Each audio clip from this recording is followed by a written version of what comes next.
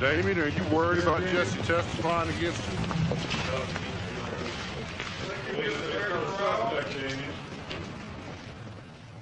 you? In looking at young people involved in the occult, do you see any particular type of dress?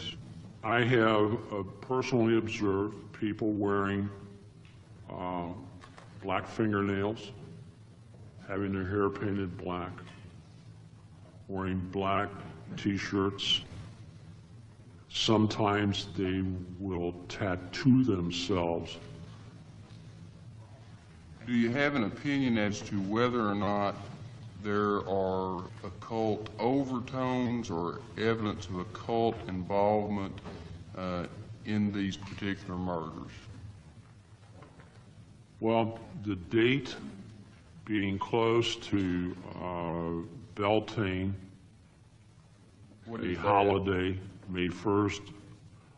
Also, the day before that is Walpurgisnacht. Then you go into the fact that some groups, occult cult groups, will use a full moon. In several occult books, they will talk about the life force of the blood. Usually the younger the individual, the more pure it is, the more power or the force it has. A lot of times they will take blood and store it for other services and other use, as well as consume it or bathe in it. Now, the items drawn on the front, what is that? That is a pentagram. That happens to be a Wiccan or white witchcraft pentagram. All right. Now, if you would open the book to the front page. Yes, sir. All right. Now, explain what that is. That's confusion to me. All right. And the reason why we got a white witchcraft Wiccan pentagram, then we have upside down crosses, which comes from another type of occultism. What type of occultism do the upside down crosses? That's black witchcraft. Is it Wicca, Satanism, or both? Both. Okay. And did you notice anything in particular about the book? There's a chapter in here called Rise of the Devil, and it is underlined in red, and there's a couple sentences in there reference to blood and its life force. How were you accepted into enrollment at Columbia Pacific University? I had to fill out a considerable series of papers, including all my education, background, experience. Did you ever fill out a little flyer like this No, sir. that says, call toll-free for information on how to become a doctor?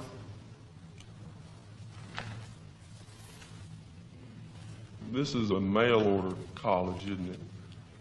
What classes did you take between 1980 and 1982 to obtain your master's degree?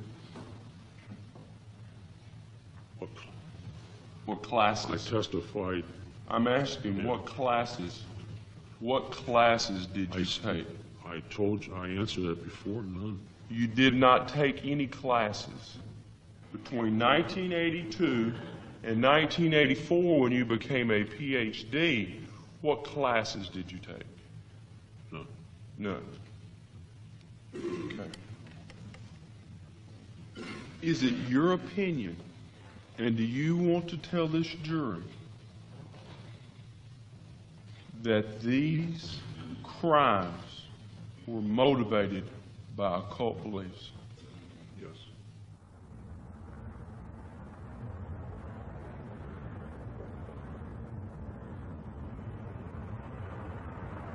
We're not trash, by no means. My son was born in West Memphis. He was raised in West Memphis. And for the life of me, I cannot understand why people has got this bad image of it. So what if he wore a black trench coat? He's not the only one that does. You know, so what if he wore black t-shirts, black pants? Johnny Cash wears black, doesn't he? Well, I wear black. Michelle wears black. Dominique wears black. We're all just partial to black, I guess. I like black myself. And I'm by no means no devil worshiper, nor is he. He was going to school. He wanted to go to school to be a priest. He was faithful in the church. And he looked into a little bit of Wicca, but he never went to it. And I think if people looked into what Wicca is, they would understand it a little better. The only thing Wiccans do is worship the earth.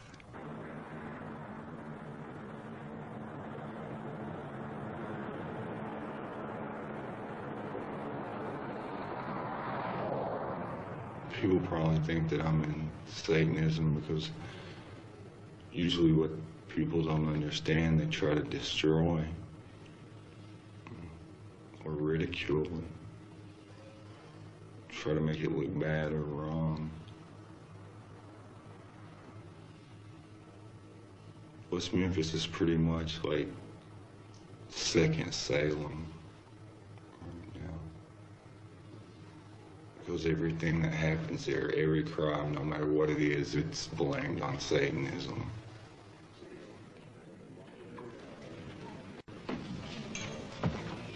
He's been previously sworn. Yes, sir, that's correct.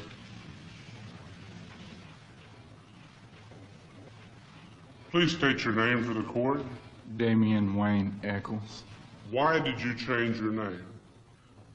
I was very involved in the Catholic Church, and we were going over different names of the saints.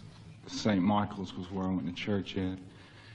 And we heard about this guy from the Hawaiian Islands, Father Damien, that took care of lepers until he finally caught the disease himself and died.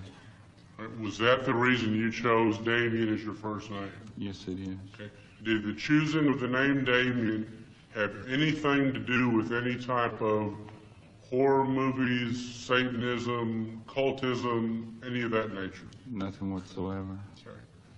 All right. After the time period that you were really into the Catholic religion, did you start focusing in another particular religion?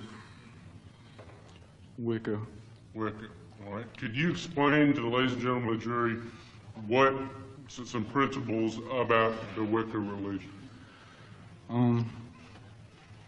It acknowledges a goddess in a higher regard as a god, because people have always said we're all God's children and men cannot have children. It's basically like a close involvement with nature. Is there a difference between the Wicca religion and witchcraft? Wicca is also called witchcraft. The word Wicca was bastardized. It originally meant wise one. Did the fact that you like to wear black all the time, were you different in other ways as well? Yes, I've never had a lot of the same interests that other people have, like sports, things like that. I've never been into anything like that. And did it help you deal with other people to have people kind of standoffish and sort of back away from you? Yeah, it was like a defense mechanism. It would make people think like, well, he's weird, I'm not going to go around him, so it kept people away. The statement introduced the book Never on a Broomstick. Are you familiar with that particular book? Yes, I am. All right. Where did you get that book, Damien? At the library in Crittenden County. All the books that they were getting tired of or had for a long time, I guess, they all had them sitting on a rack out front that they were selling for 10 cents each, so I got it. All right. Did you underline any of those portions in the book? No, that was done when I got it. I think it was because somebody had a report to do or something, because all during the book there's like little notes, certain dates and stuff, like from the 1600s in the outside margin. So was that book kind of like a history of witchcraft and how it's developed over the ages? Yes. Okay. Are you familiar with the contents of that notebook? Yes, I am. I noticed on the inside of the front cover there appears to be a couple of quotes there. Could you read each of those to the jury and then tell them where that came from? Life is but a walking shadow. It is a tale told by an idiot, full of sound and fury, signifying nothing. That's from A Midsummer Night's Dream by William Shakespeare. Pure black, looking clear, my work is soon done here. Try getting back from me that which used to be. That is off a Metallica tape called Injustice for All. It talks about how warped the court systems are, and stuff like that. On May the 5th, did you kill Michael Moore? No, I did not. On May the 5th, did you kill Stevie Branch? No, I did not. On May the 5th, did you kill Chris Byers? No, I did not. Have you ever participated in any type of human sacrifice? No, I have not. 19-year-old Damien Echols admits he stands out in a crowd. He says he loves heavy metal music, likes sure, practices the Wicca religion. 3, 2, 1. 19-year-old Damien Echols says he's 3, 2, 1. 19-year-old Damien Echols admits he stands out in a crowd. He says he likes to wear black most of the time, practices the Wicca religion, and loves heavy metal music, but he says he's definitely not a killer. I believe they did it, and if they were to be set free on the street, then they would have to look behind their back, watch behind their back to see if Pam Hobbs wasn't following them, because I'm just saying this as a human, you know, I believe I'd try to kill them too, if they ever walked the street and I'm still alive.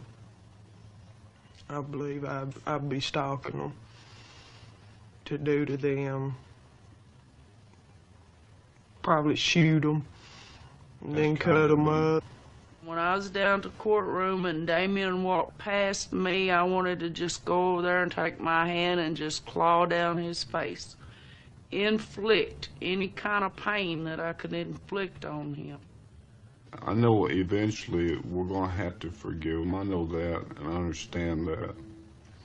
But when it happens in your home and you watch your wife lose her mind, you know, whatever happened to her, your home is tore apart, busted up, I don't feel it's fair right now for someone to ask me to forgive the ones that caused it. It'd take some time, a long time, before I could forgive them. You say that it's going to take time. We don't know how much time we got. Pam, we wouldn't be able to see Stevie again. We have to forgive in our heart because the Lord forgave us. He forgave us. He shedded his blood for us. He shedded his blood for them. And he just asked us to have a forgiving spirit. And I refuse to serve sin and Satan, because I'm going to see Stevie again. I'm going to be with Stevie again. I'm going to be with my mother again. I'm going to be with her mother, your grandmother, both of them. I'm going to be with all of my loved ones that have passed on and went to heaven.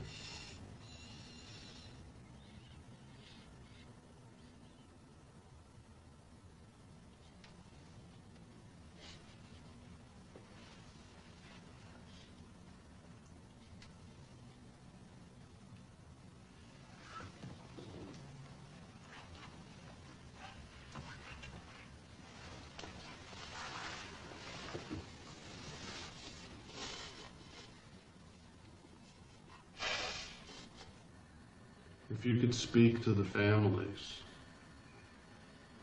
of these kids who think you did it, what would you say to them?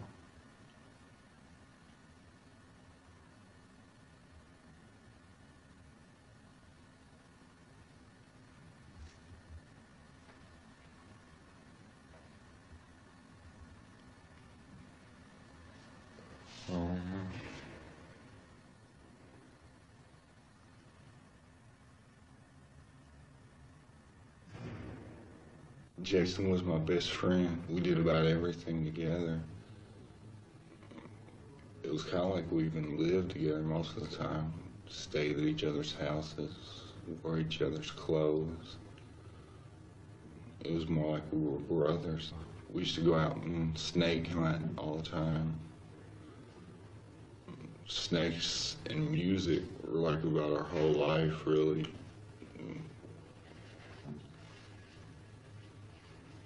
We were like all the time looking for new groups that we would like or something. Our favorite kinds of music were like Slayer, Metallica, Megadeth, U2.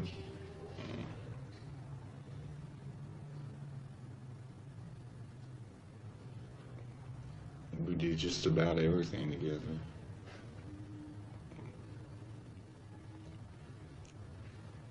I want to draw your attention back to August of last year. Were you in the Craighead County Juvenile Detention Facility? Yes, I was. Okay, and what were you in there for at the time? Burglary. Okay. And when you were there, was there a Jason Baldwin in the juvenile detention facility at the same time? Yes. Now, while you were in contact with this Jason Baldwin, was there anything mentioned about his involvement in the murders of the 3 8-year-olds? Yes. Well, we were sitting there playing spades, and I wanted to get to know everybody off in there. Cause I don't know what you call it, but I just wanted to get to know him. And I just straight out asked him if he did it, and he denied it the first time. Okay. Did you have an occasion again while you were in the detention facility to ask him, was he involved in the murders of the 3 8-year-olds? Yes. I think it was like the next day. I believe it was the next day. And can you tell us what the scenario, what was going on, what was happening at the time that occurred? Well, me and Jason Baldwin were scraping up the cards, going to ourselves for lunch. I said, just between me and you, I won't say a word. Did you do it? He said yes, and he went into detail about it. You said he went into more detail. What did he tell you? He told me how he dismembered the kid, or I don't know exactly how many kids. He just said he dismembered them. He sucked the blood from the penis and the scrotum and put the balls in his mouth. Now, Michael, when was it that you came forward with this information? I'm not really sure. I believe it's like a couple months later. What caused you to come forward at that point in time? Why did Michael Carson no longer want to stay uninvolved? Why did you come forward in February this year? Because I saw the family on TV and saw how brokenhearted they were about their children being missing, and I got a soft heart. I couldn't take it.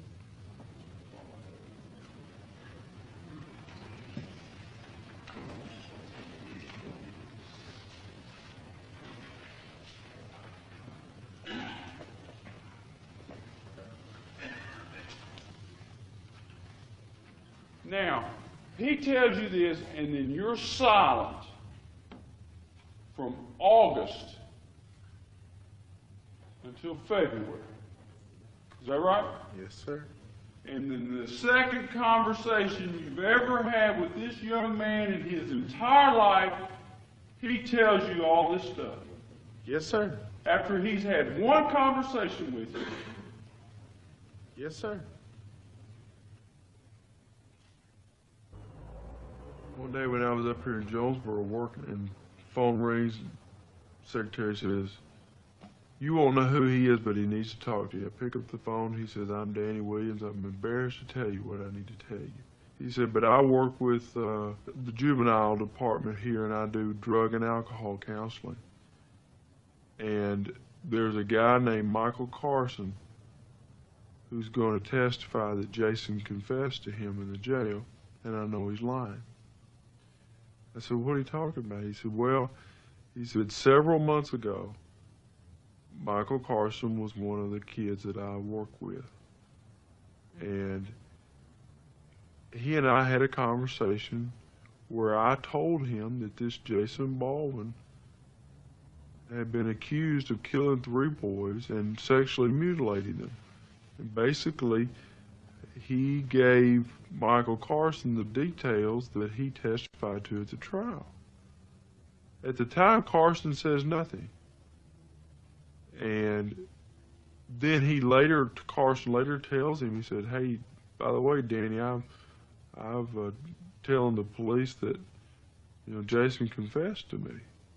And so he calls me up and said, "Hey, no. I said, "This kid's a liar. He's no good. I know he's lying.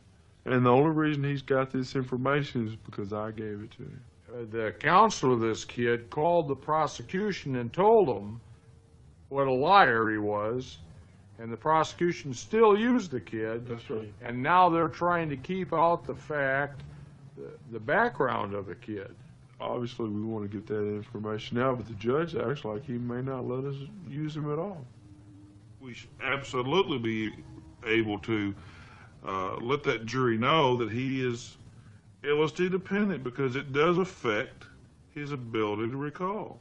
The judge takes all that away from us, then the kid looks pretty believable. Not only are they keeping out the background of the kid when he testifies so the jury doesn't have all the eggs, but now they're keeping out the counselor who even knows about this kid, who told him the story in the first place prior to him ever telling the police. All that goes to the credibility. I think that would have shown the jury that he didn't have quite that kind heart, that soft heart that he tried to tell. That's right.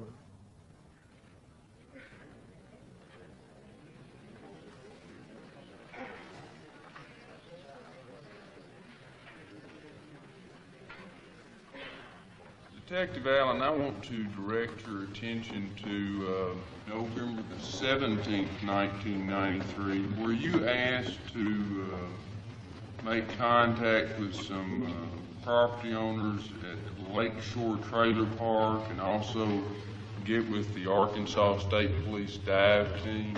Yes, sir, I was. And after a period of time of searching, do you know whether any items were recovered?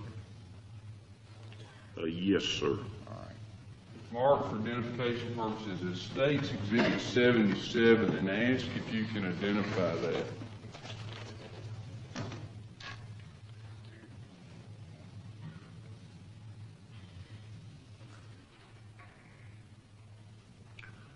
Yes, I can identify this by my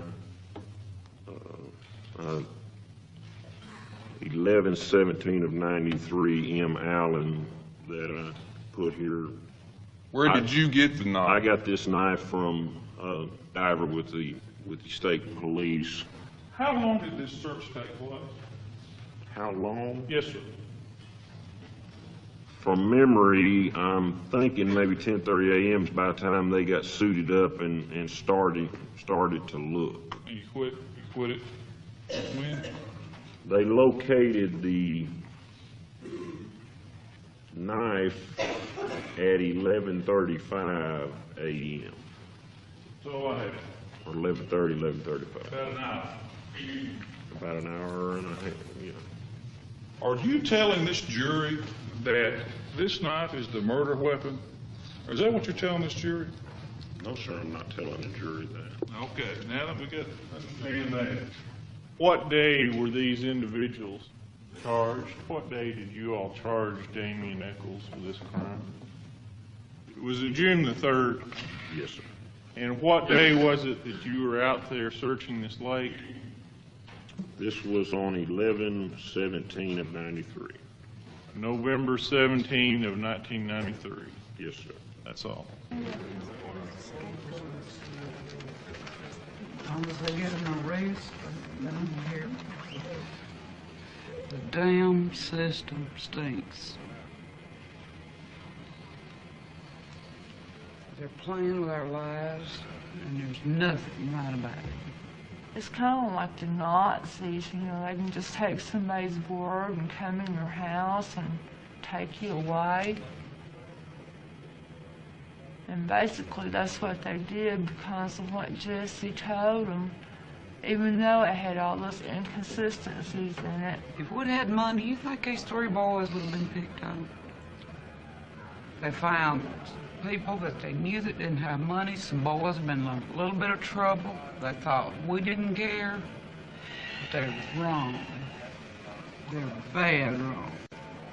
I don't believe that children could be that cold-blooded as what happened in those boys.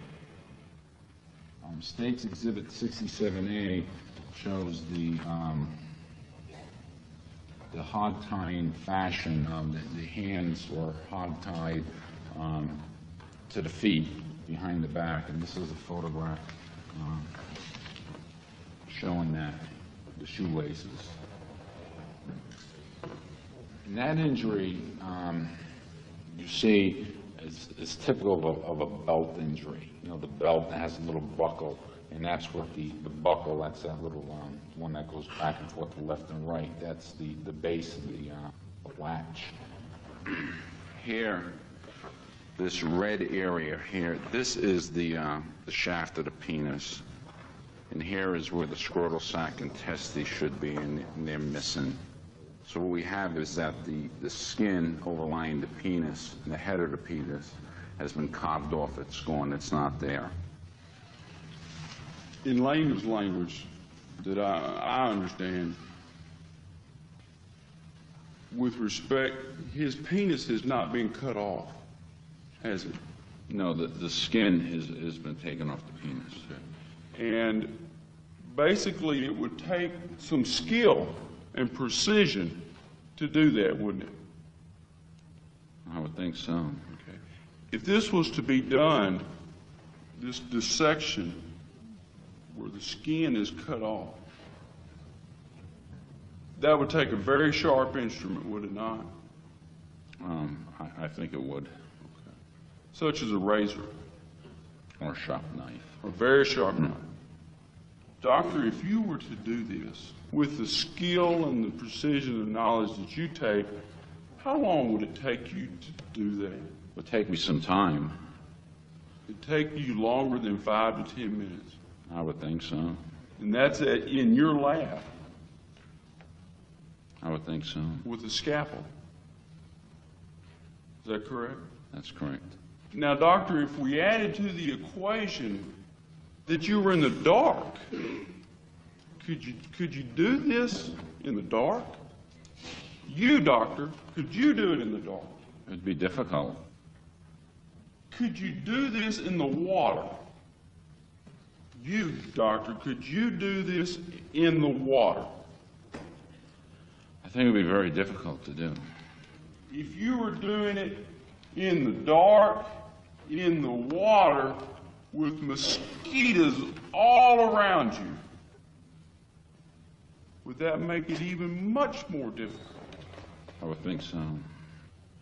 It would it would be a very tedious task for you, a skilled pathologist.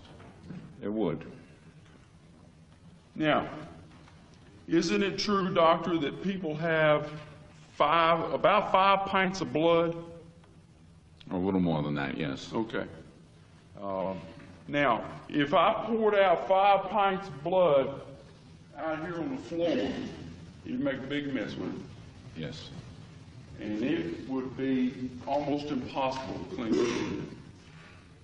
Well, you could do it, but not very easy. Very difficult, wouldn't it? It's not easy to clean blood. Does blood soak into the ground? Yes, it does. Okay. Doctor, with this homicide we're talking about here today, would you agree with me that this could have happened in one of 3 ways? These injuries could have happened in the water. These injuries could have happened on the bank there by the side of the ditch, or it could have happened somewhere else. Would you agree with me those are the 3 possibilities of how this could have happened? Yes. Okay. Now, with your knowledge of the amount of blood that was lost from not only Chris Byers, but these other boys who have some they're going to bleed as well, won't they? Oh, yes. Okay. Do you have an opinion as to whether or not you could clean up that amount of blood at a scene in the dark? Do you have an opinion as to that? I think it would be quite difficult to do, to have injuries of this nature without having any blood. I mean, I would question that about the blood. Okay. Unless it happened in the water or it happened some other place. Okay. And you again, doctor, stated that you couldn't do this in the water. Personally, I don't think I could. I don't get off on hurting people or inflicting pain on the rest of the human race or just causing destruction for the purpose of destruction. I've probably been in 1 or 2 fights my entire life. And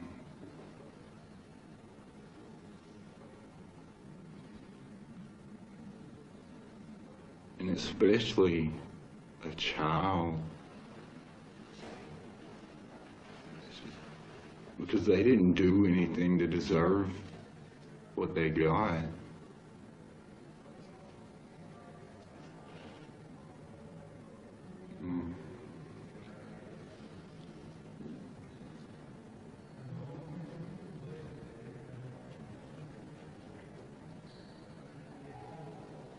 And I believe whatever you do to someone else, whether it's good or bad, is eventually going to come back around to you.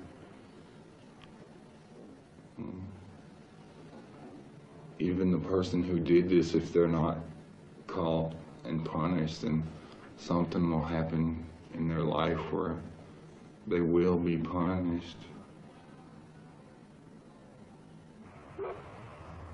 People kept telling me not to go out with him because he was like some kind of devil worshiper and stuff, and I met him in Walmart and he followed me around like a puppy dog and we started talking. You know, he was real sweet, not like everybody else was making him out to be. That night we started going out, and it was like a month. And he called me up on the telephone at my dad's girlfriend's house. And he goes, "Will you marry me?" And I'm like, "What?" And he goes, "Will you marry me?" I said, "Can you repeat that one more time?" And he goes, "Will you marry me?" And I said, Yeah. When I got pregnant, I had this big picture painted in my mind that, you know, Damien's gonna be there and I get to yell at him when I have the baby. And instead, I was yelling at her. I miss him so much.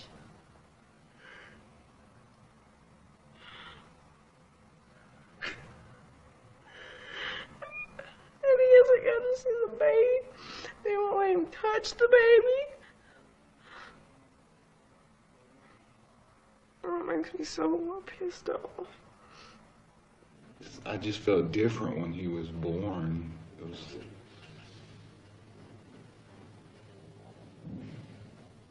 It made me feel like, I guess, just real good inside. Just to think that I gave life to another human being. Something completely separate from me, but still part of me.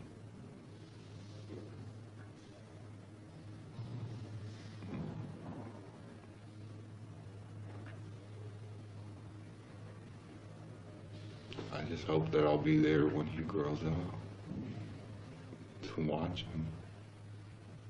You're familiar with a fellow named Aleister Crowley? I know who he is. I know who he is. And he's a guy who kindly professes he's a noted author in the field of satanic worship, right? I know he is, but I've never saw any of his books personally. Not really much of a follower of his? I would have read them if I would have saw him, but I just never.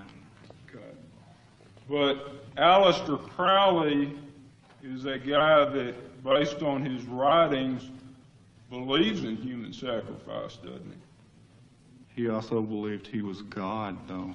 So. Okay. And he also had writings that indicated that children were the best type of human sacrifice, correct? Yes, sir. Okay. But Aleister Crowley doesn't have any particular significance to you? I know who he is. I've read a little bit about him, but I've never read anything by him. Let me show you a copy of some documents. Do you recognize that? Yes. Okay. What is that? It was this paper I had on different alphabets for like translations where you could write things that nobody could read, and this was one of the forms. Oh, okay. Well, where did you have that at? When did you do that, write those things out? Sometime before I was arrested, I guess. Okay. Are you sure that you hadn't done those since you were arrested while you've been staying in jail? I don't know, I might have. Well, whose names are written on that document? Mine, Jason's, my son's, one that says Aleister Crowley, and... Wait, who? Aleister Crowley. Now, this is a document that you've written while you've been waiting in jail for trial, right? If you say so. Well, you wrote it, correct? That's your writing? Mm-hmm. Okay. You recall when you wrote it? Not really. Well, what I'm going to ask you is that this Damien Seth Azariah Eccles, your son, he wasn't born until after you were placed in jail, correct? Yes. Okay. So if you got his name listed on this document, then this document had to be generated after he was born, right? Yes. Okay, so this is something you've written since you've been sitting in here in jail waiting for trial. Yes. And what you were doing was writing out various names in different type alphabets, correct? From the way it looks here, I was practicing, trying to memorize them. Okay. And one of the names that you picked out to write about was this fellow named Aleister Crowley, correct? Mm-hmm. Is that just a total coincidence? You just pulled his name out of the air? No, it's just the same book that I had with the different alphabets in it. It also had stuff about him in Well, did you have the book out there at the time you were doing this? This was just from what I remembered myself, where I was practicing, trying to memorize, get it all in my head perfectly. So you were going over it, working on it in your head, and at that point in time, you write all this down from memory? Mm-hmm. The people that are listed on here, you've got your name on here, right? Mm-hmm. And then Jason Baldwin, which is your best friend, right? And then you've got Damian Seth Azariah Eccles, that's your son? Yes, it is. Okay, and then the only other name on this document besides yourself, your best friend, and your son is Alistair Crowley, correct? Yes, sir. I believe this witness is requested not to be photographed. That's correct, Your Honor.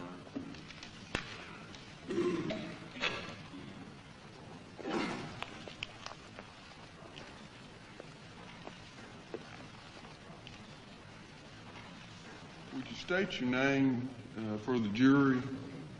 Christy Van Bickle. Okay. And do like you just did and speak up best you can, okay, Christy? Are you nervous? Yes. All right. Okay. Did you hear somebody say something about the murder of the three little boys? Yes, I heard Damian Nichols say that he killed the three boys. Where were you? Was he saying that to you, or what were you doing? I was walking by with my friend.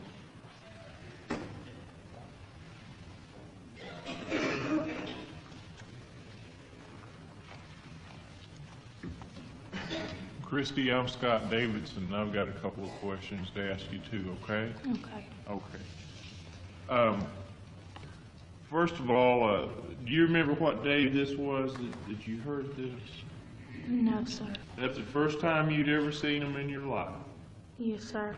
What did he say before you say that he said he killed those three boys? What did he say before that? I don't know. What did he say after that? I don't know. And how close were you to him? I wasn't close. Did he scream it? I don't know. Did he yell it? I don't know. Oh, you next witness. Call Jody Medford. All right, again, this witness is requested not to be photographed. Jody, I want to direct your attention to May of 1993, after the murders of the three little boys. Did you have an occasion to be at the softball field and hear a comment in regard to the murder?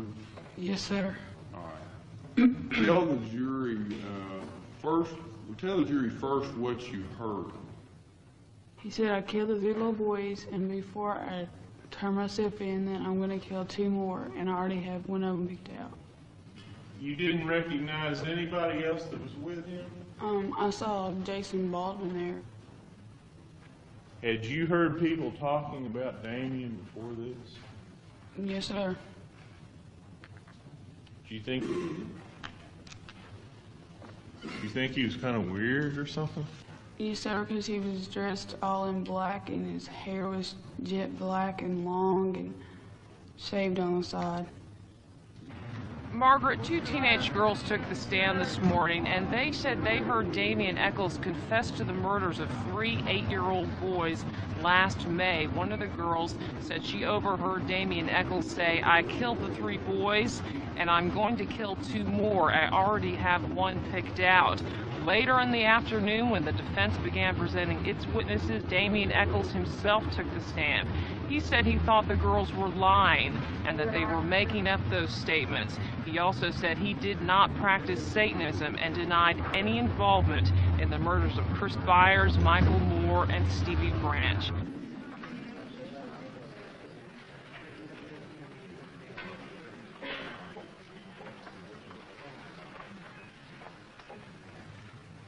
Were you working at Bojangles Restaurant on the evening of May 5th of 1993?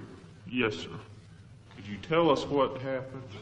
Well, it was about 9:30 at night. found a black gentleman sitting in the women's restroom on the commode, and there was blood dripping off of his forearm. But he had mud on his feet, and he seemed to be disarrayed when I talked to him. I called the police then. What happened then? It was a female officer for the West Memphis Police Department, and she pulled on the lot, and I saw her coming, so I went up to the front door. Well, she kept coming around. She went to the drive-through window. So you did not go in the restaurant? No, sir, I did not. Did you ever find this bleeding black man? No, sir, I did not. Do you have a report that you made regarding this incident? No, sir, I do not. And you're out looking for some boys, and you're out in that area, and you hear about someone bleeding. Did anything go off in your mind thinking that something may be going on? Okay, first of all, you gotta understand it's a different area I went to. It was a different ward. I did not connect the two at all. Well, Patrolman, it may have been outside your ward, but distance-wise between the area where you were looking and where this restaurant was, it's not a long distance, is it? No, sir, it's really not. Okay. Did any other officer come out there that evening? Not that evening. Were you working on the day of May 6th of 1993? Yes, sir. 2 detectives came out, and they took a report as far as what I'd seen, description of the gentleman, and then they took blood scrapings off the wall. All right, Detective Rich, what is the date that you sent the blood scrapings off to the crime lab to be analyzed? They were never sent. They were never sent? That's correct. All right, where are the blood samples at this time? I don't know, sir. They're lost. They're lost? Yes, sir, that's my mistake. I lost a piece of evidence.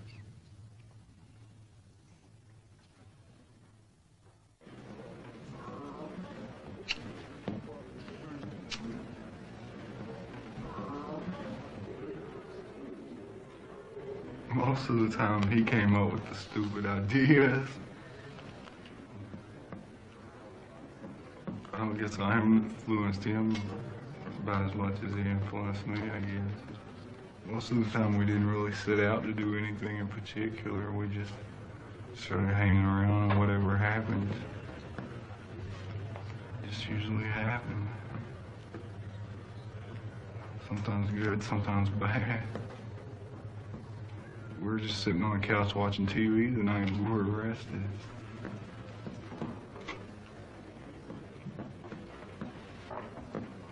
The pigs busted in, started running all over the house. We tried to hide in the bedroom when the cops first came, but they wouldn't leave. We were in the bedroom, turned the light off. Maybe they'll go away. I know, and they're open up. We saw the lights go out. And when he turned them back on and turned them back No, on. that was my sister. Oh.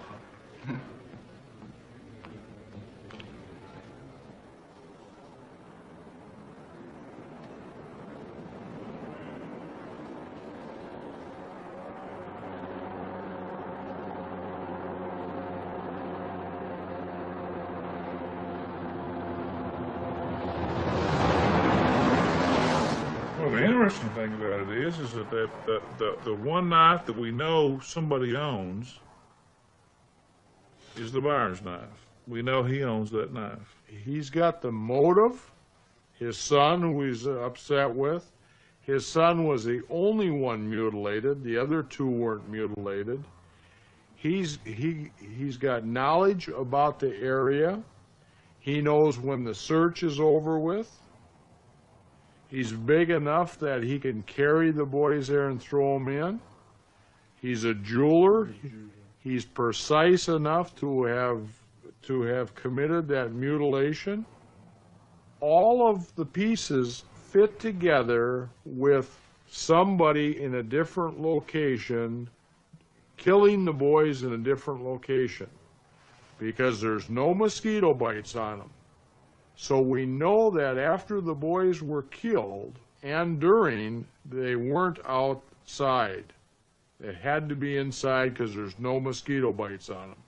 So that means they were carried from a death scene someplace, unconscious, and brought down to the river, and they had to be killed shortly before they brought down there because they all died within a short period of time. So after they were bled to death, after they were bludgeoned and unconscious, somebody had to take those three, take them to the scene, and dump them.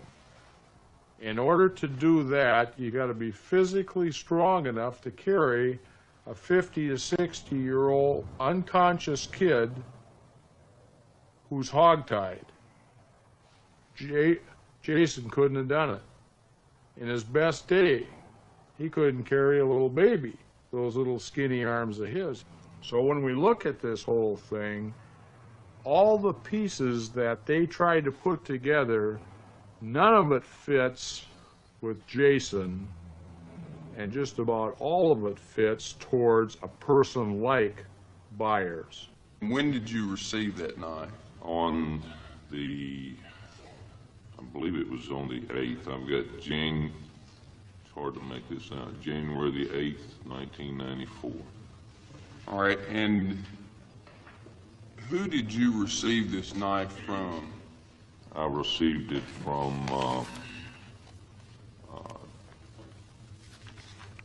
and how did I actually receive it? Who did you receive the knife from? I received it from Joe and the people with HBO Productions. Okay. Bruce and Joe. Wherever he is. All right. Yes. Upon receiving that knife, what did you do with it? I saw what I thought to be some type of substance on the knife, and naturally I did not know what it was. I in turn sent this knife to Genetic Design.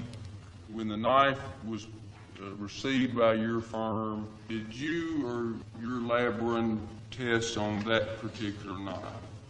There was a small amount of what appeared to be blood that was dried or tissue in a crevice on the knife where the knife folds when it locks. The results of the test showed us that there was DNA present on the knife, and that we were able to get a type using a test called HLA-DQ alpha. And Mr. Byers had the same type that was detected from the specimen from the knife. Okay. And what was the DQ alpha type for Christopher Byers? It was also the same type. So the blood on the knife and Christopher Byers' blood and John Mark Byers' blood all had the same type? Correct.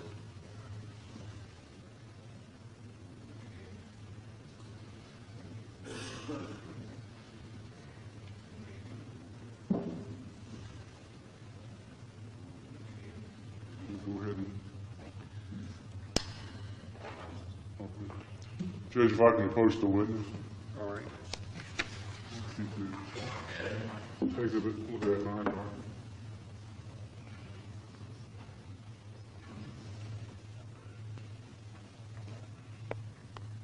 And I will call that, for identification purposes, the John Mark Byers knife.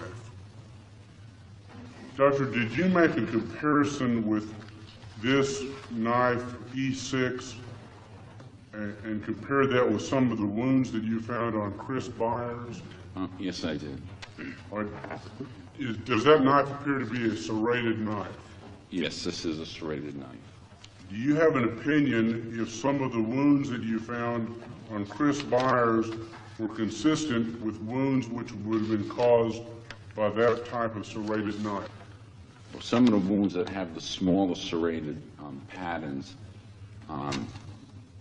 could have been inflicted with a knife having this type of serration. How do you think this has gone over so far on the Mark Byers aspect? Obviously, we thought long and hard about mentioning a father as a possible suspect. I hate having to do that, but the way the circumstances are, it's just coming out whether we really want it to or not. I mean, you know, we had suspicions even before the knife showed up. Do you think anybody realizes the reason for the 3-day delay in Jesse's trial was waiting on the DNA test to come back on that Byers knife? I doubt it. And even after the results came back and it showed that it could be Mark's blood as well as Chris's blood, that doesn't alleviate the fact that he said no one had ever cut themselves on the knife. And it shouldn't have had blood on it at all. Well, do you think the theory, or the argument at least, that it wasn't that the blood was found on the blade, which could be easily wiped off, but it was back in the hinges that you normally wouldn't think, if you were wiping off the blood, you wouldn't think the blood would be inside the hinges, and that's where they found that particular blood? How do we get that in? Well, just ask Gitchell? Ask Byers. I mean, we could put Byers up on the stand. I think the jury expects to see him now. They want to see him up there. They want to see what he has to say. Don't you think so? I think so, yes. Mr. Byers, I need to ask you about defense exhibit number E6, this particular folding lock blade Kershaw knife. If I could approach the witness, Your Honor. Yes. Take a look at that knife, please.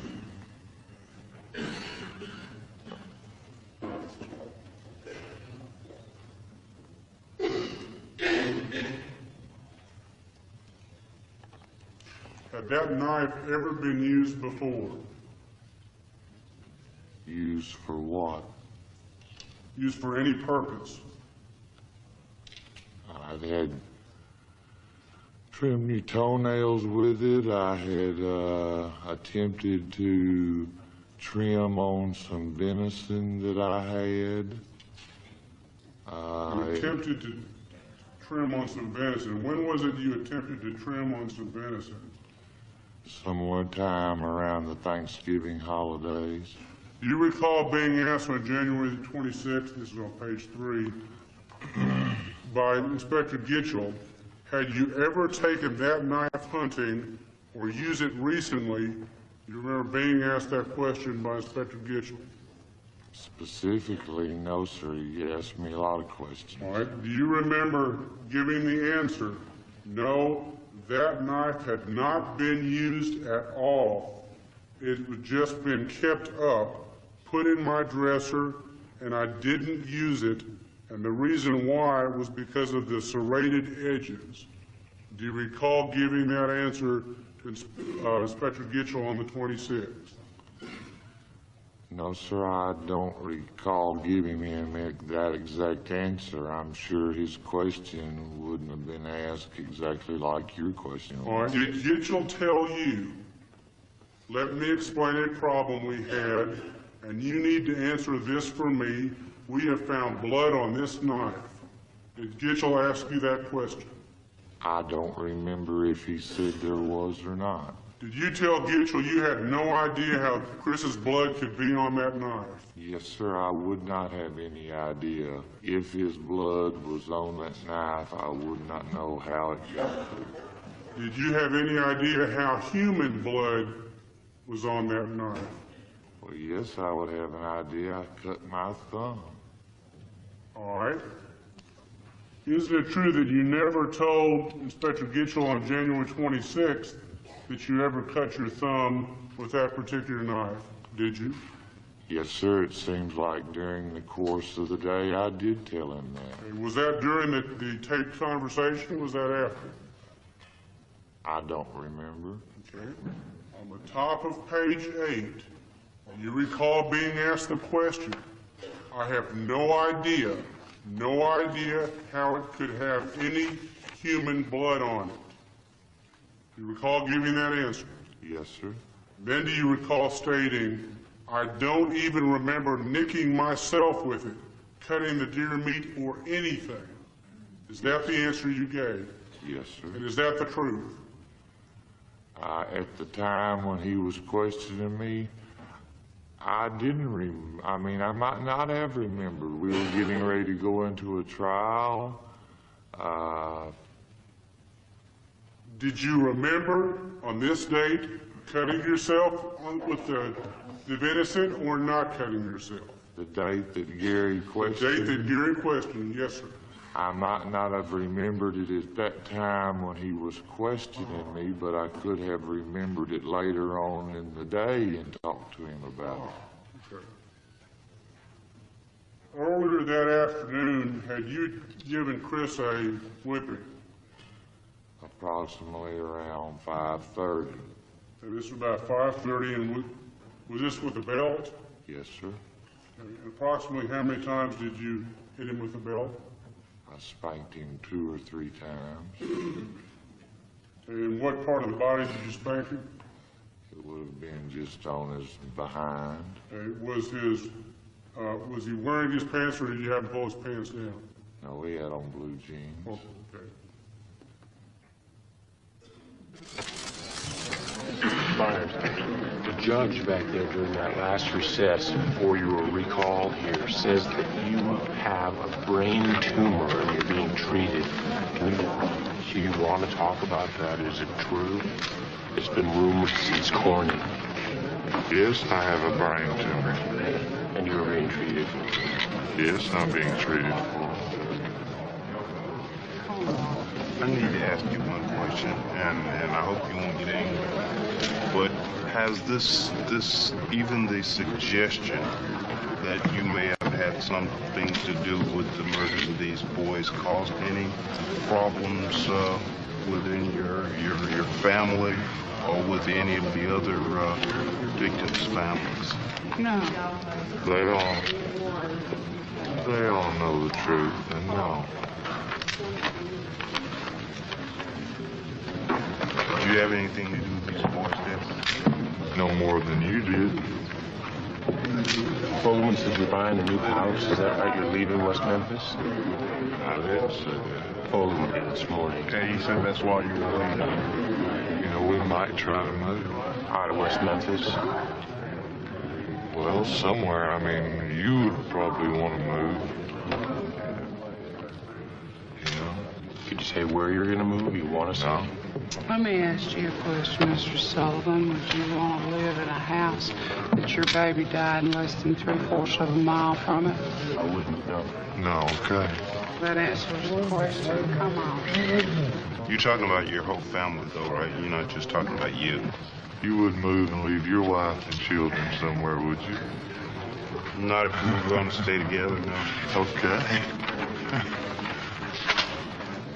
I mean, some of the questions you ask are kind of ridiculous, you know. I know you might ask them, but some of them are kind of odd or strange or different, or, you know, however you'd like to comment on them. But some of them, it seems like you just use a little common sense and think about what you would do or how you would feel. Some of the questions you fellas would maybe or have to ask. Well, the only thing is we have to ask them. We have to ask them so we can't quote ourselves.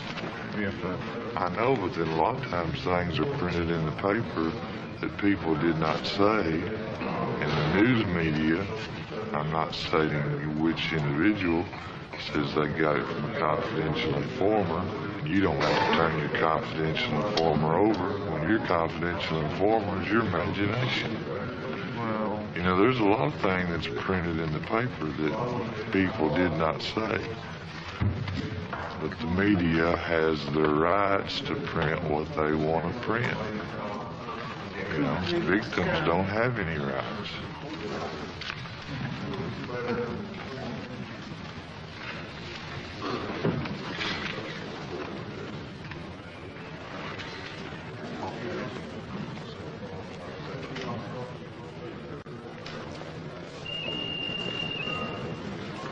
Now that I've heard him talk, I kind of had an idea what he was like before he talked, but after he talked, he wasn't anything like I thought he would be. How is it? I seen him now as more like a human being than I did before. Now I seen him as having personality. From a defense standpoint, I've never been a defense attorney, but to put him on the witness stand sure seemed to be an awful big gamble. And I can't understand the mindset that puts you in the position where you're willing to take that gamble. Especially when you follow it up with Mr. Bojangles' accusations.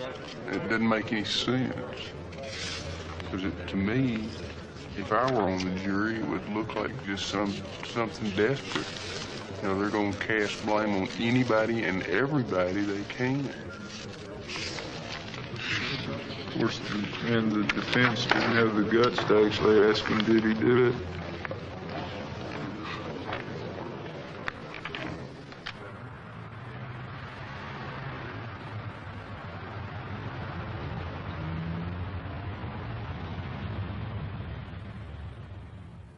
The song that I really can relate to by Metallica is Sanitarium. Because I feel like all those times that I was put in the hospital, I didn't need it. It was just the police, another way for them setting me up when they couldn't send me to prison or something. They're like, well, we'll get them out of our way for a little while by sending them somewhere else.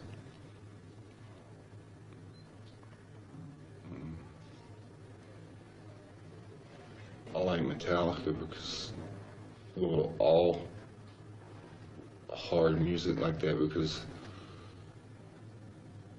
it like gives me an adrenaline rush. It makes me feel more alive.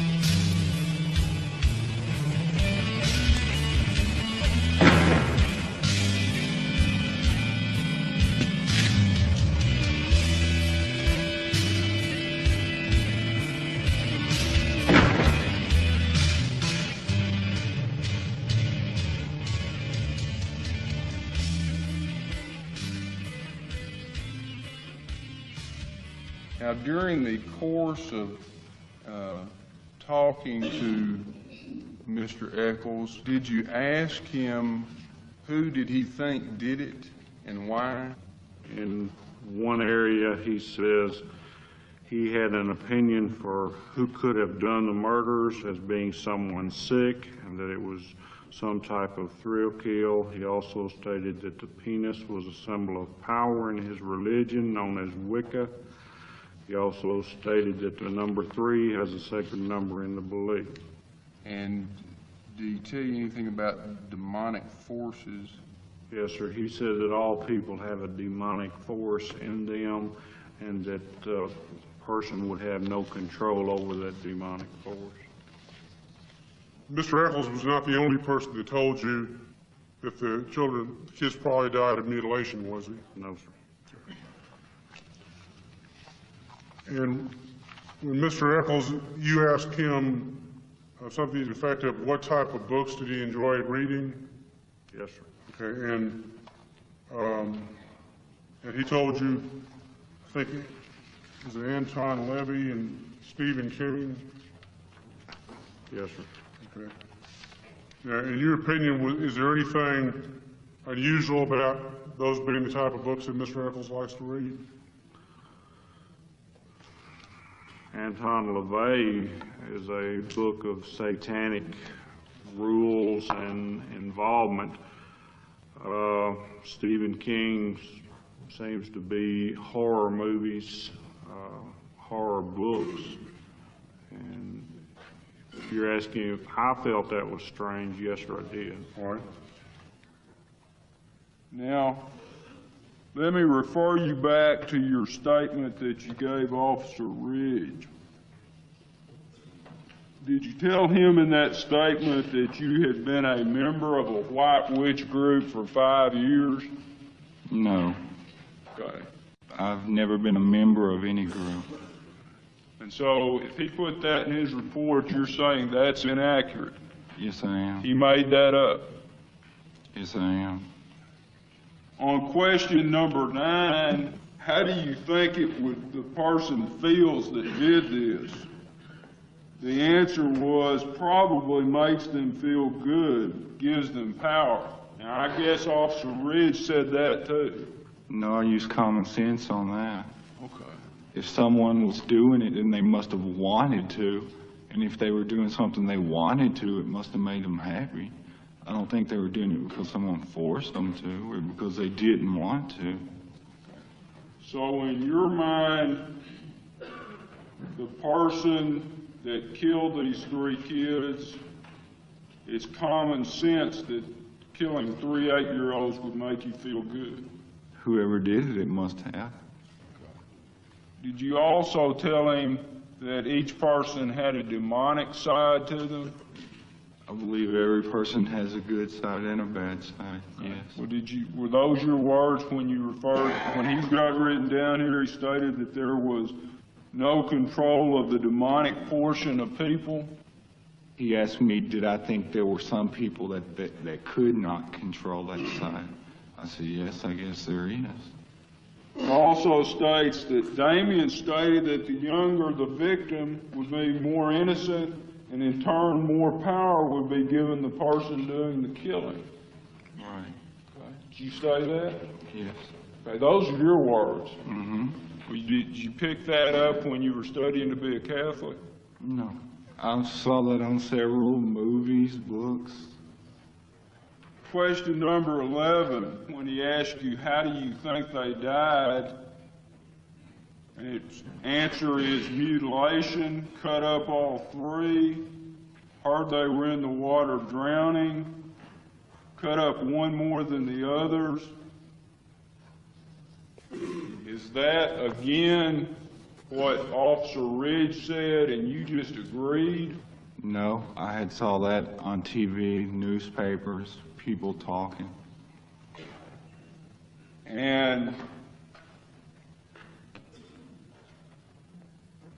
you knew it about the drowning, correct? I knew they were in the water. I didn't know that they drowned. And you knew that one was cut up more than the others? He asked me, was it possible? He said, do you think one was hurt worse than the others? I said, yeah, I guess. So again, that particular area is one of those things where Officer Ridge told you, and that wasn't your response. You just responded about the drowning and mutilation. If he didn't get the answer he liked, he would go back and try to get me to say something else. And it's your testimony specifically that you aren't the one who said one was cut up more than the other, No, that I it was didn't. Officer Ridge who said that. I agreed with him when he said that. Okay. And if he says something different, he'd be lying about it, right? You're the one telling the truth. I wouldn't put it past him.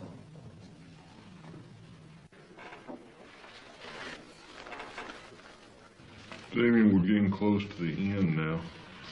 How do you feel so far? I feel good so far. So far, to me, it looks like we've got it beat. What do you think the worst thing for us right now has been? In the 3 weeks we've been over here, what has hurt the most? I only know of 2 things that really hurt. That one kid getting up there for Jason, and those girls. The Thursday's newspaper, which addressed you testifying on Wednesday, was real good. It talked about that you did well, but Friday's regarding your Thursday testimony wasn't as good. What do you think? I think they did real good the first day. The second day, it didn't look as good because kept trying to trip me up or something. There was one point in there, though, where he asked you, he says, it looks like you're just changing your story to fit whatever comes up. And you said, yeah. I was just like halfway listening to him.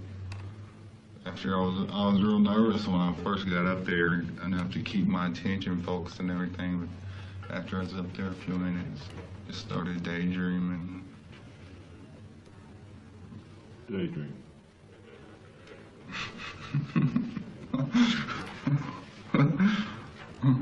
Maybe they'll only halfway kill you when they convict you. Halfway? Yeah. How they do that? I don't know. Maybe they'll start daydreaming and forget what they're doing. Anything wrong with wearing black in and of itself? No. Anything wrong with the heavy metal stuff in and of itself? No. The Book of Shadows, anything wrong with that in and of itself? No. But when you look at it together and you begin to see inside Damien Echols. You see inside that person, and you look inside there, and there's not a soul in there. My client is a teenager, and we certainly didn't hide that fact from you. And the fact that my client did some writings, take these back. Go back and read them. Go read all these. But this, in and of itself, is no evidence of murder. And even if you add in all the other things, quote, trappings of occultism, according to Dr. Griffiths, that has nothing to do with this case whatsoever. Is it a coincidence this knife is found in the lake, hidden behind Jason Baldwin's house? There are marks on Christopher Byers where you've got like a dash where it's a cut, an open space, a cut, and an open space. And if you take this knife and do that, you can see it leaves a cut and an open space, cut and an open space. Now, if you take this knife,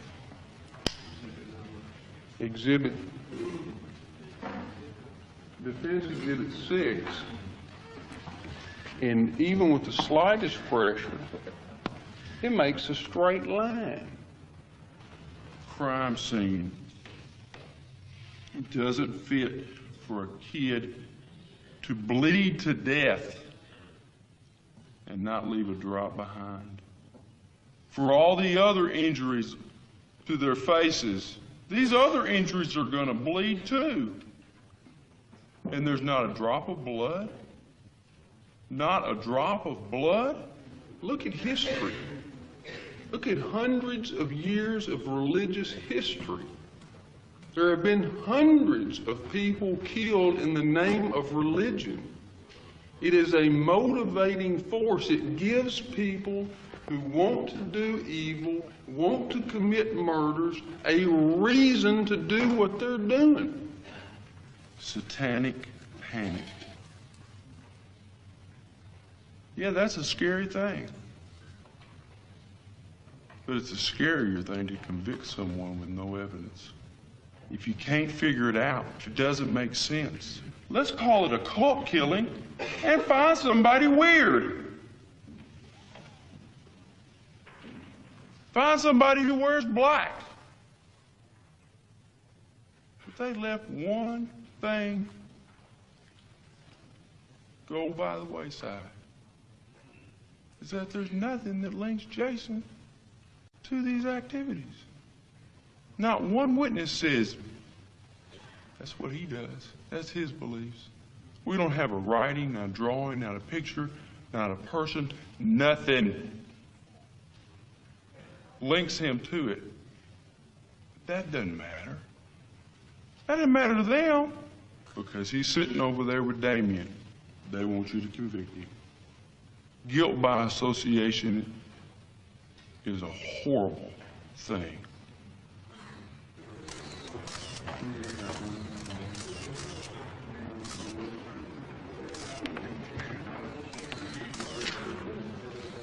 Damien, do you think he looks like you?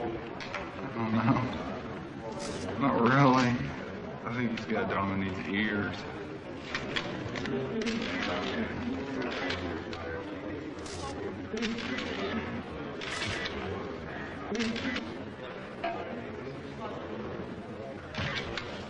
Can you change his diapers, Damien? Hopefully not.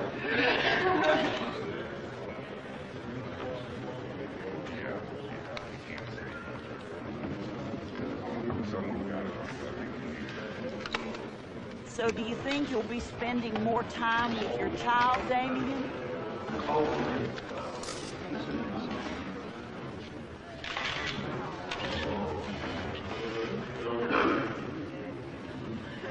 Come on, Damien, it's time.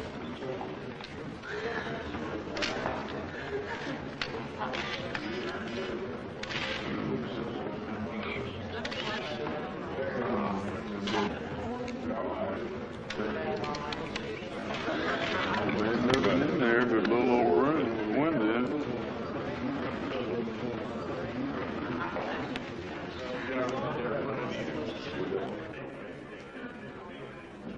So what's his first words gonna be? Not guilty? His first words would be capital murder.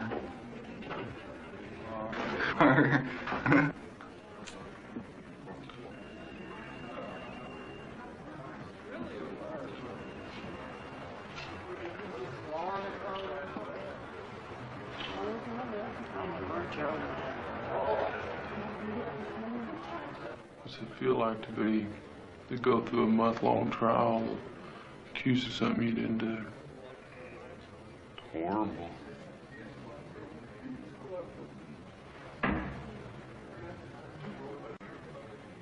Are you nervous now? Yeah. I mean, there's nothing we can do right now but sit around and wait, but you got anything you want to ask me? Where do we go when the jury comes back out and says I'm not guilty?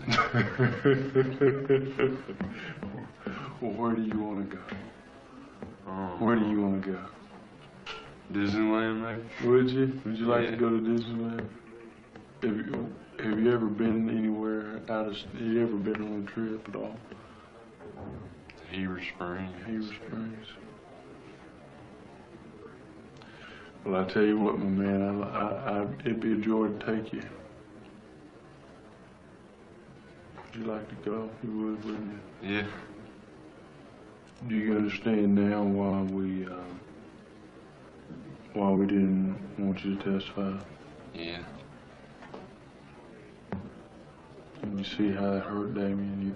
I think it did. And you see how they talked about his witnesses? Mm-hmm. So they didn't have anything to talk about us. They didn't have anything to talk about because we didn't give them a chance. And, oh man, it's heavy.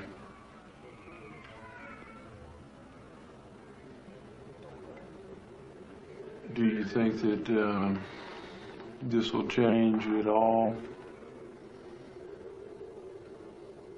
How you choose your friends? Yeah. What do you think this will do? What do you think this is going to do to you and Damien, you and your friendship with Damien?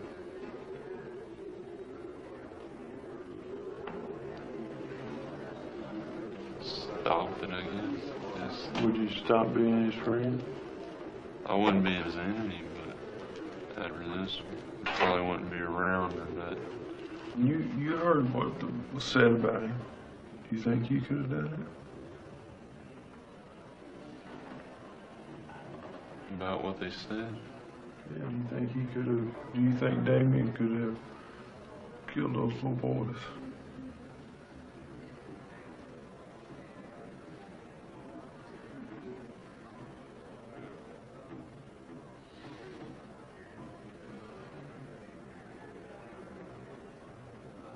They made it seem like he did. What do you think? I don't know.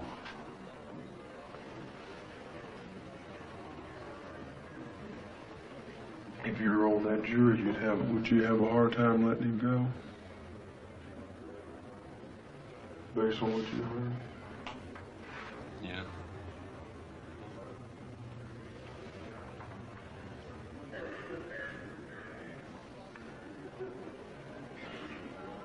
I would too.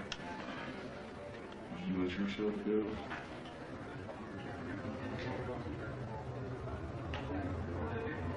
Yeah.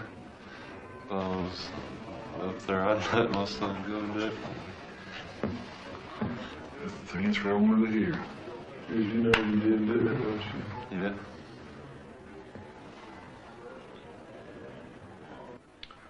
Did Paul surprise you on his closing? I think Paul should have left out the guilt by association part. He came down hard on that, didn't he? Mm-hmm. Do you have any idea he's going to do that? Mm-hmm. I thought he'd be smart enough to stay away from him. Hurt your feelings? I wanted to strangle him.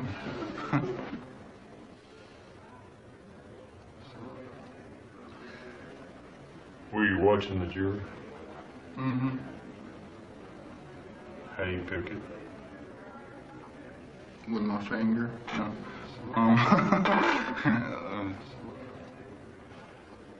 Now I think it was probably about 60-40. 44 is 60 against us.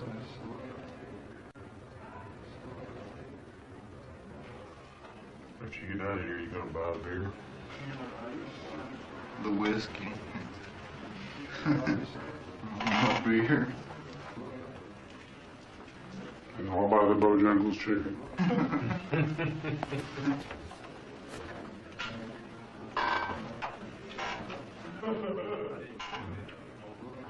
I want to get a cigar, cut it open and dump all the tobacco out, fill it up with marijuana, smoke the whole thing. I mean, we got to get you out of here. You got to go to work where you can pay my bill. I need to get a job at a gas station or something. Change my name to Bob Smith. All right, ladies and gentlemen, the bailiffs informed me that you've arrived at verdicts. If you had a pass them to the bailiff, please, or the sheriff.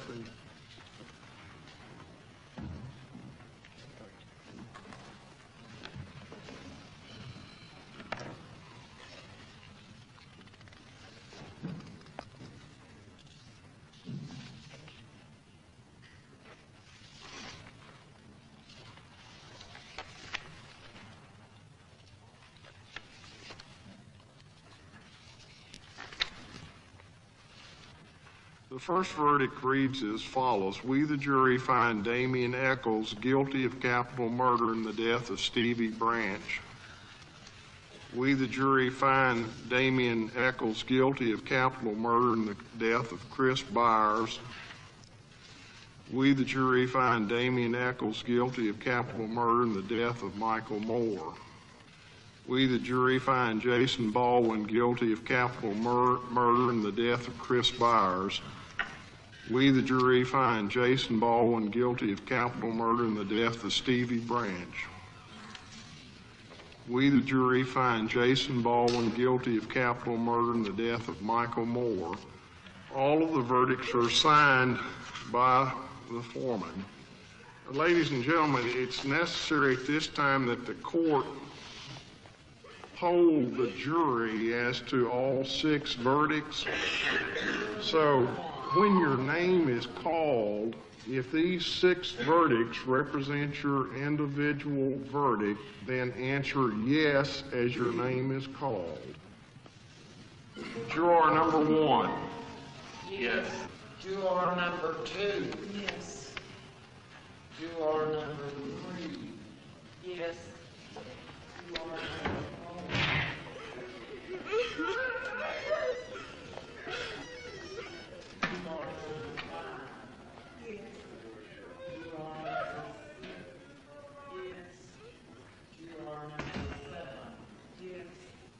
The prosecution didn't have any evidence, but they don't care. Just because somebody wears black and has different beliefs, they're going to convict them of something. Poor parents. Yeah, I'm sorry for them, but I ain't sorry. I'm sorry for the kids. I don't give a damn about the parents, but I'm sorry for the kids. I ain't even sorry for them. I'm sorry for anybody. There's no reason to kill 3 more boys. They didn't do a damn thing. I was a witch.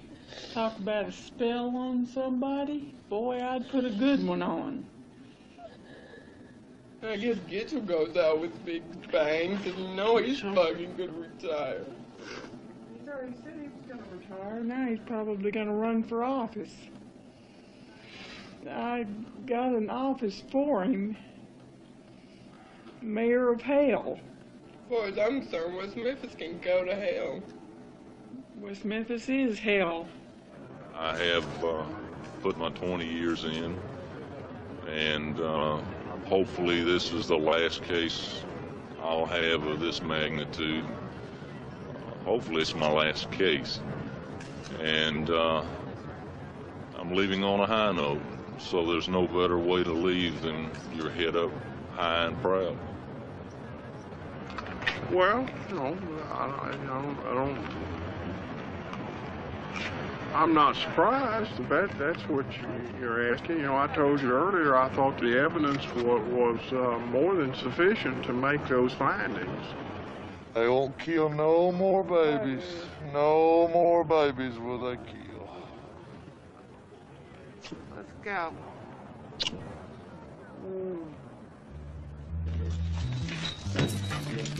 Sure, but lock children right behind you.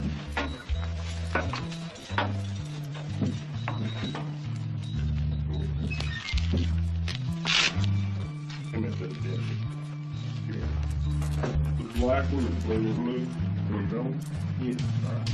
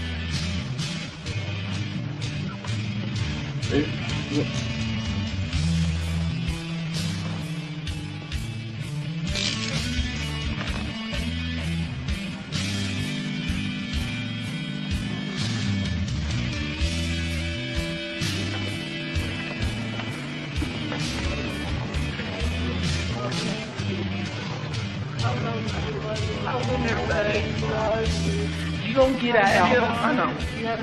You don't get out. I know. Do it. Come on, Dave. How you feeling now, Dave? Do it, You think, Jason?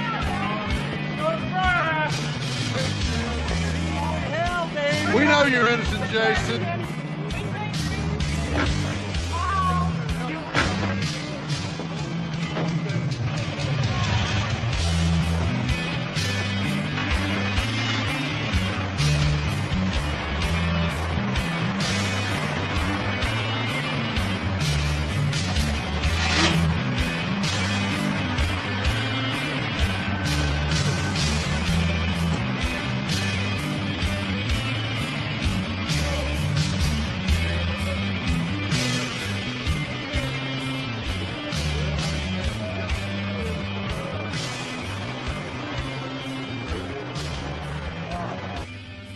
I knew from when I was real small that people were going to know who I was. I always had that feeling. I just never knew how they were going to learn. I kind of enjoy it because now, even after I die, people are going to remember me forever. They're going to talk about me for years. People in West Memphis will tell their kids stories. It'll be like, sort of like I'm the West Memphis boogeyman. Little kids will be looking under their bed before they go to bed. Damien might be under there.